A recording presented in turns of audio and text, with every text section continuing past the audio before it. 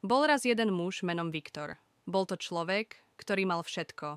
Dobrú prácu, krásny dom a dokonca aj spoločenský status, o ktorom mnohí snívali.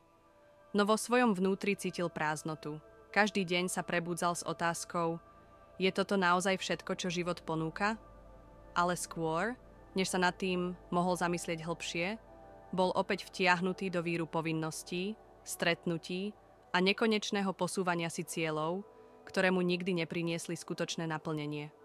Jedného dňa, pri bezcielnom prechádzaní mestom, natrafil na starého muža, ktorý sedel na lavičke a čítal knihu. Mal hlboké vrásky, no v očiach akýsi pokoj. Viktor sa pri ňom pristavil a opýtal sa ho: čo čítate? Starý muž zdvihol pohľad a odpovedal: čítam o tom, ako žiť dobrý život. Viktor sa zasmial. A na to je kniha? Myslel som si, že stačí mať dobrú prácu, rodinu a dom. Muž sa pousmial. Ak by to bolo také jednoduché, prečo sa potom cítite prázdny?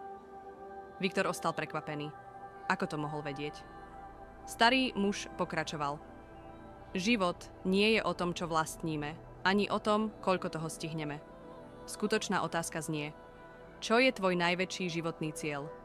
Nie práca, nie peniaze, ale niečo, čo by ťa naplnilo až do posledného dňa tvojho života. Viktor zostal zamyslený. Nikdy si túto otázku nepoložil. A čo ak ten cieľ nepoznám? Muž mu podal papier a ceruzku. Napíš si všetko, o čo si sa v živote snažil. A potom sa spýtaj: bolo to naozaj dôležité? Ak by si zomrel zajtra, ľutoval by si, že si za tým išiel? Viktor si vzal papier a odišiel. Celú noc premýšľal. Keď ráno vstal, vedel odpoveď. Celé roky naháňal veci, ktoré v skutočnosti nemali hodnotu. Rozhodol sa, že odteraz bude žiť inak.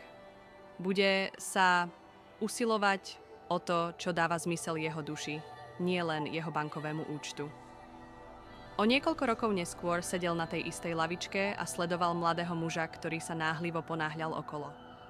Viktor sa pousmial a zdvihol knihu, ktorú mu kedysi dal starý muž. Možno dnes prišiel čas ju niekomu odovzdať.